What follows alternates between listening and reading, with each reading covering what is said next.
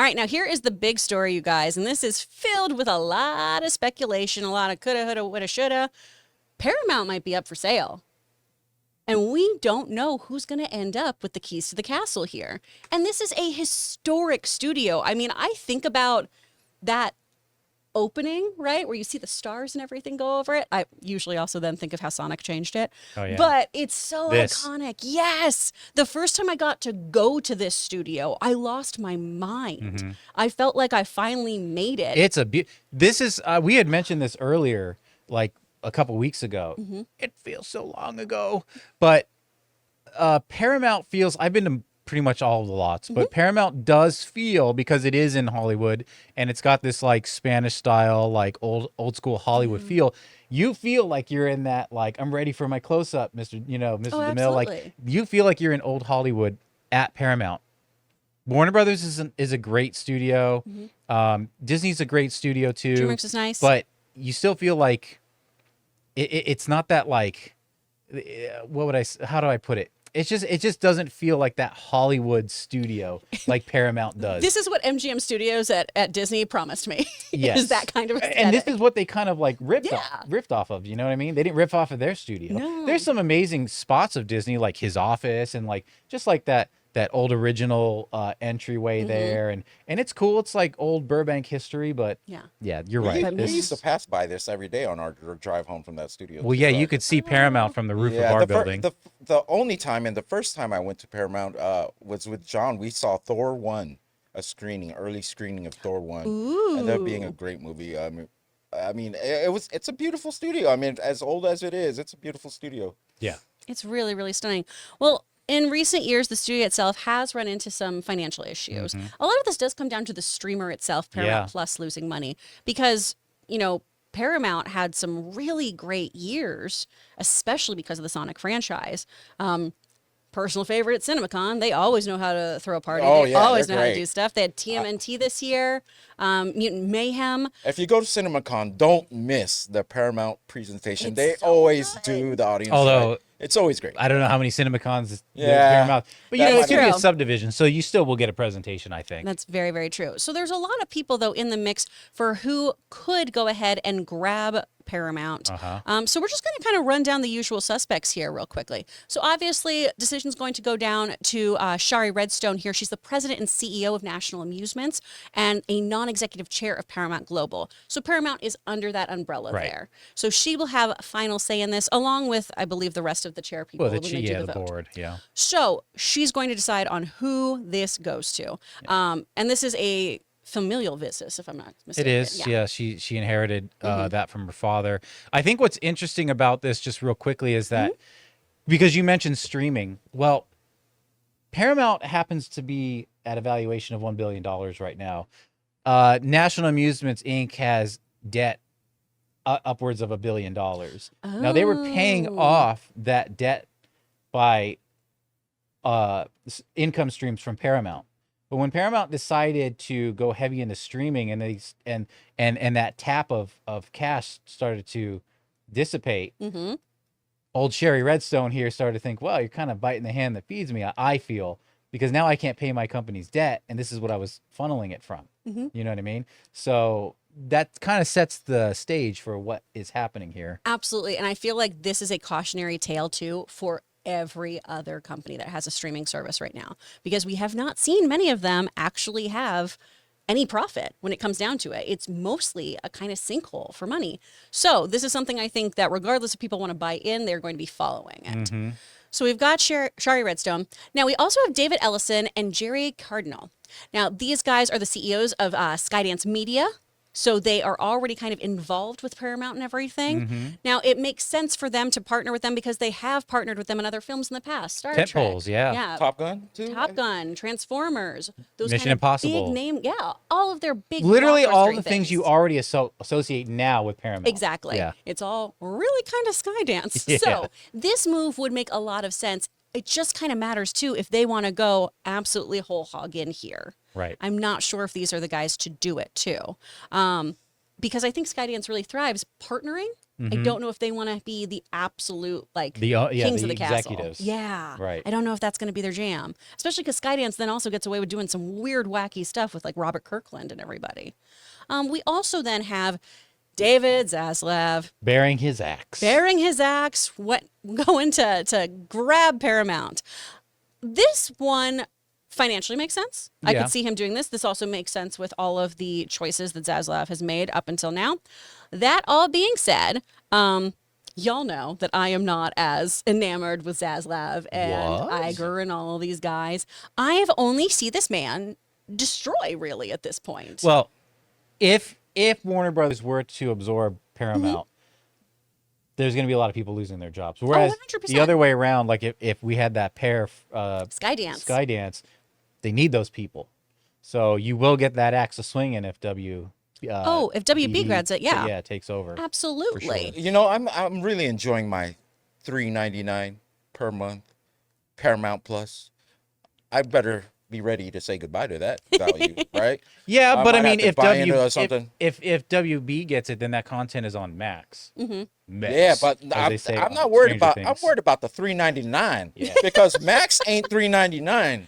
Yeah. I mean, I've been locked Unless into you're on that. the Campea deal. Yeah. then No. it's $3.99. Paramount is one that I actually pulled my wallet out. No, you're like you are a I'm very picky. I have Apple and Paramount. no, That's but it. you're I would say you are like almost and this isn't like a bad way, but you're almost a cheerleader for those two streamers because you appreciate the content so much. Yeah, and the Yeah. value. I mean, come Yeah. on. I mean, I watched Absolutely. Paw Patrol, and I actually like. We'll leave it there. Paw Patrol. No. Okay. I was on there, and I said, what should I watch? I put on Paw Patrol just the first 30 seconds. I was like, okay, they got me. And then I tried Good Burger the other day. Yeah. And I was like, oh man, I'm still getting there. I haven't finished it. We'll You see. don't have to force it, you know. No, because I want. Come on. Logan One loves one Good thing Burger. that is interesting about the Zaslav take is that he has his eyes on CBS. Yes. So because ABC is owned by Disney, which we've heard. Okay, I feel like over the past year we've heard, they want to get rid of ABC, and now it's like, no, we like ABC because streaming isn't as strong as we thought. Yeah. So they have ABC, obviously, NBC Universal. So Universal has NBC. Warner Brothers would then have CBS. So that's also, Very interesting. Yeah. There's a lot of franchises I care about that whoever buys them and whoever they better take care of them, please. And yeah, that's my big concern here is just we've seen Zaslav and WB in particular just sell off things or liquidate them. And that is something that I do find concerning about that purchase. But obviously, if they are the highest bidders, that's who everyone's going to go with. Also involved in here is Bob Backish. Now, this is the CEO of Paramount Global. Yeah. Most of the IP involved here, Star Trek, Mission Impossible, SpongeBob SquarePants, Paw Patrol, and South Park. Yeah. Oh, yeah. How could I forget South Park? Yeah. Yeah. So now, right before Thanksgiving, before Zaslav had his meeting with everybody, before rumors of Skydance were involved, Paramount was saying that this guy was going to kind of deal with everything. Yeah. The company reveled in a securities filing that Bob Backish now has a change in control severance protection plan, colloquially known as a golden parachute, which would pay out in the event of a sale of the company. The disclosure fueled speculation that Paramount and Redstone were thinking of their options. So this was another one of our kind of red flags of something was amiss at Paramount. Yeah. And this guy with his golden parachute, he'll get paid out.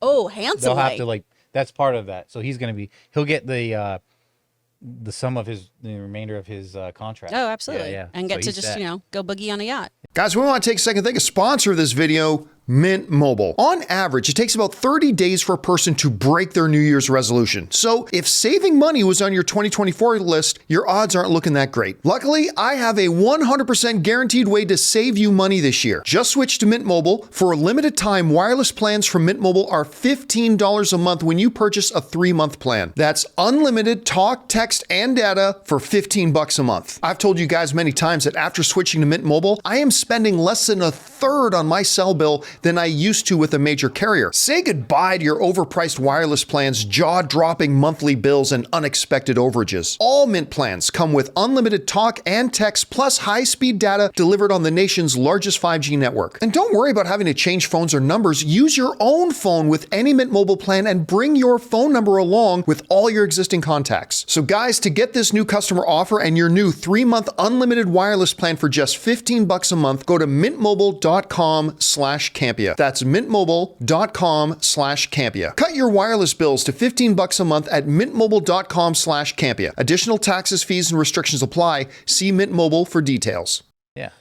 Yeah. So then that brings us to the strategist. John Malone, the strategist. All right, so he is the chairman of Liberty Media and a board member of WBD, excuse me, worth $10 billion, according to Forbes, known as the cable cowboy. Woot woot. Now, in the media He landscape... kind of looks like John Houston from Chinatown, right? Oh, there, I can too. see that. Is that what? Oh my gosh. Is that the chant that cowboys make? You woo woo. Woot woot. This is Yeah. why they didn't let me keep living in Texas. They were like, no, Chris, try better, try harder. So he is known for his aggressive M&A strategies in the telecom space and for his public fights with the FCC. Fun. I'm here for it. Oh, yeah. I love this. So nowadays, he may be best known for owning more than 3,000 square miles of land in 9 states, including Colorado, which is where he lives, and for his love of tax avoidance strategy. Yeah, tax Which avoidance, is- baby. Yeah. This rundown is fantastic. I love how just petty this person is I know, being did with we everybody. switch pages to like America's Most Wanted page? It's Or I feel like it's like finance a, meets TMZ. or I kind of feel like it's Clue, but like financial Clue. Yeah. It's great. We're getting dirt on It's everybody. gonna be Morris in the study with the lead pipe. Yeah. He is a major shareholder in WBD and a mentor and advisor to Zaslav. Right. So that is probably who's talking in Zaslav's ear about this potential purchase and everything. He's the one who gave the blessing to Warner Media and Discovery. So Exactly. yeah, he's very influential. It's not just like, oh, he's like a advisor that we listen to sometimes. Yeah. He's like the Godfather. He's the 82-year-old Littlefinger. Yeah. It's gonna become a longer name. It's gonna be WBDP, I guess. WDP. It's just all the acronyms.